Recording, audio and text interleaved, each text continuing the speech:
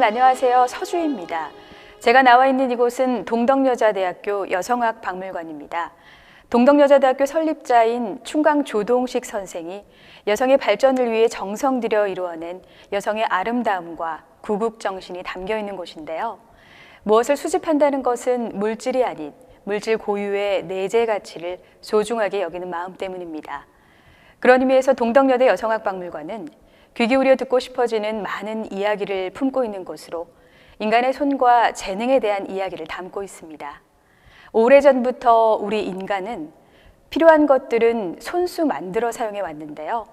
산업의 발달에 따라 기계가 인간의 일을 대부분 덜어냈지만 아직도 인간의 손길이 닿아 더욱 빛이 나는 물건들이 있습니다. 이곳 여성학박물관에는 화려하지만 사치스럽지 않은 조선시대 놀이개와 비녀, 다양한 규방공예품과 한복이 보여주는 단아함과 소박하면서도 당당한 기품이 느껴지는 청자와 도기, 분청사기 등 시대와 지역에 따라 다양한 형태와 기능을 지닌 여러 도기와 함께 다양한 생활용품 등을 만날 수 있습니다.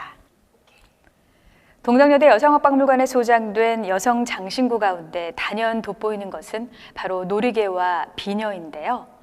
여성의 치장 그리고 옷매무새를 아름답게 꾸미는 장신구로서 놀이개는 궁중에서는 물론 상류사회에서 평민에 이르기까지 모든 여성이 애용하던 폐물입니다. 이처럼 동덕여대 여성학박물관에는 다양한 종류의 놀이개가 소장되어 있는데요. 놀이개는 여인의 장식품으로서 아름다움을 위한 것이지만 그 속에는 부귀단함과 수복강령, 불로장생, 만사형통 등 삶에 대한 절실한 염원이 담겨 있습니다. 비녀는 한자로 잠이라고도 하는데요. 쪽을 고정시키는 것이 주목적이면서 동시에 장식의 구실도 겸하고 있습니다. 비녀는 재료와 형태에 따라 명칭, 용도 등도 달라졌는데요. 쪽머리가 일반화되면서 비녀의 사용이 보편화되었고 비녀의 모양이 이때부터 다채로워졌습니다. 비녀에는 꽂는 이의 넋을 모으는 마력이 있다고 여겨져서 내면 세계를 반영하는 장신구로 여겨졌습니다. 조선시대에는 금과 은, 옥 등으로 만든 비녀가 상류 사회에서 사용할 수 있었으며 서민층 부녀들은 나무나 짐승의 뿔, 뼈 등으로 된 비녀만을 사용했다고 전해집니다. 인류가 시작되면서 인간은 의복과 먹거리 등 삶을 영위하기 위해 꾸준히 노력해왔는데요.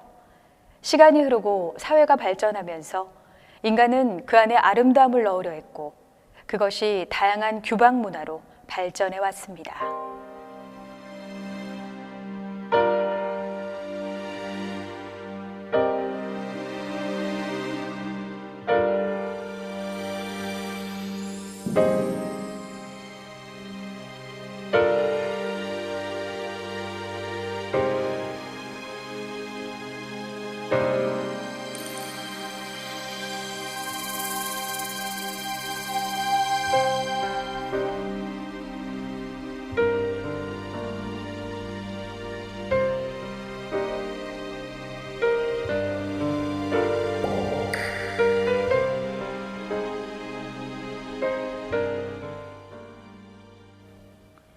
특히 여성은 우리 삶의 의식주를 꾸리면서도 공적인 삶에서는 철저하게 배제된 삶을 살았기에 잠재된 창조적 에너지를 바느질과 자수에 담아 다양한 규방공예품을 만들어 수놓아 장식했습니다.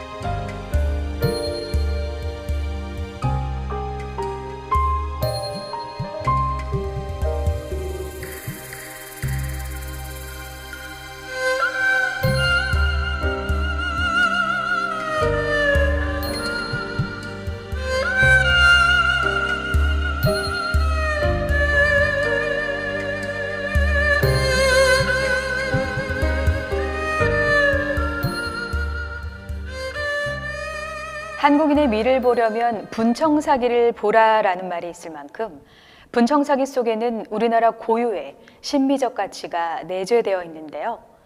동덕여대 여성학박물관에는 삼국시대 토기부터 통일신라시대 토기, 청자와 분청사기, 백자유물 등 여인들이 사용했던 분합과 유병 등 다양한 도자기를 만날 수 있습니다.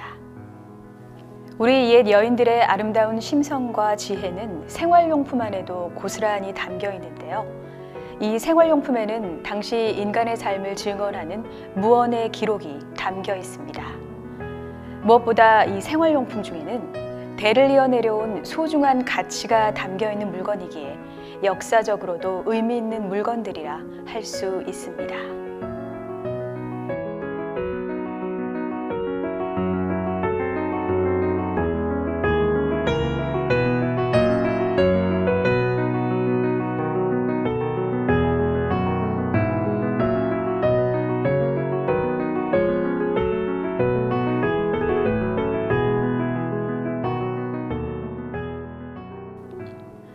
하얀 목화솜으로 명주철을 짜는 길쌈을 하고 잘 짜인 삼배와 모시옷을 만들어 풀을 먹인 다음 다듬이돌에 올려놓고 인고침이라 불리는 다듬이질을 하는데, 인고침에는 감당하기 힘든 마음의 고통을 다듬이질로 참는다는 뜻이 담겨 있습니다.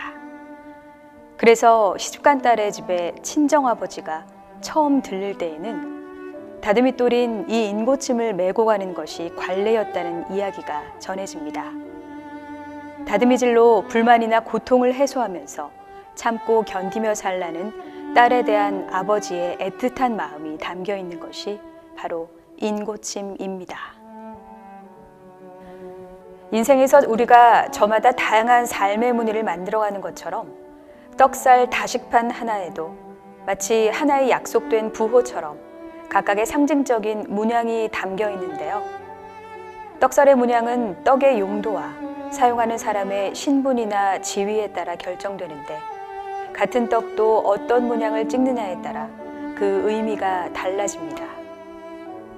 얼핏 보면 다 같아 보여도 그 안에 천태만상이 담겨 있는 것이 바로 떡살과 다식판인데요.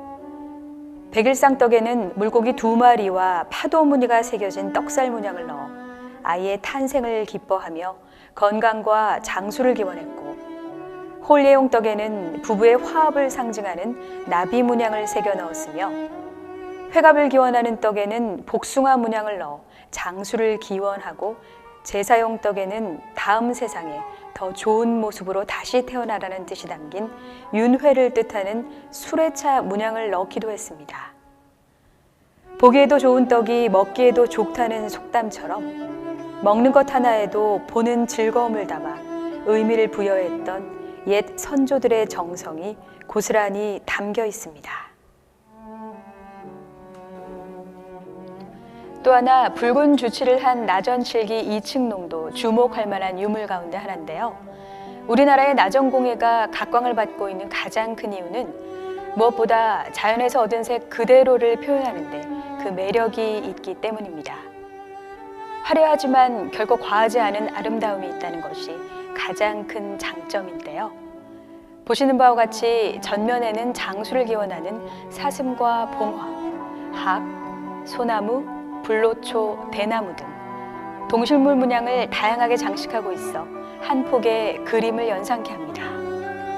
그리고 여성학박물관에는 혼례 때 신부가 타는 가마인 사인교가 있는데요. 신랑이 타는 가마는 보통 장식이 없지만 신부가 타는 가마는 보시는 것처럼 화려하게 장식이 되어 있어 꽃가마라고도 부릅니다.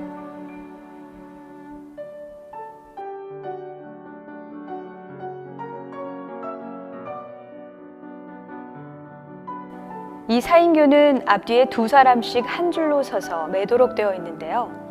가마 몸체에는 부부의 화합과 자손 번창을 바라는 문양을 새겨 넣었고, 가마 덮개의 윗부분에는 오방색의 색수를 돌려 화려하게 장식한 점이 돋보입니다. 그리고 사인교를 장식하는 데에도 지켜야 할 법도가 있는데요. 신부가 신랑 집으로 갈 때에는 신부의 가마에 흰색 천에 휘장을 두르고, 가마 지붕에는 잡기와 애군을 물리친다는 의미로 호랑이 가죽이나 쓸개를 얹어 장식했다는 이야기가 전해집니다. 이처럼 동덕여대 여성학박물관이 소장하고 있는 다양한 유물 안에는 그것을 만든 장인의 정성뿐 아니라 물건을 잘 간수하기 위해 빛이 나게 갈무리를 했던 옛 여인들의 삶의 자세가 깃들어 있기에 더욱더 소중하게 느껴지는데요. 우리가 과거에서 취할 것이 무엇이고 많은 것이 변하고 있는 지금 이 시대에 그 안에서 지켜내야 할 것이 무엇인지, 우리가 온전히 다음 세대에 전해줘야 할 것이 무엇인지를 느낄 수 있는 마중물 역할을 하는 곳이 바로 동덕여대 여성학박물관입니다. 다가오는 미래는 분명 희소성이 높은 것을 요구하는 시대가 올 겁니다. 그런 가운데 나라는 존재를 입증할 수 있는 가장 유일한 방법은 아마도 각자의 고유한 전통 문화 유산을 내세우는 일일 텐데요. 그런 의미에서 동덕여대 여성학박물관이야말로 그런 전통 문화 유산을 내세울 수 있는 박물관이면은 틀림이 없습니다.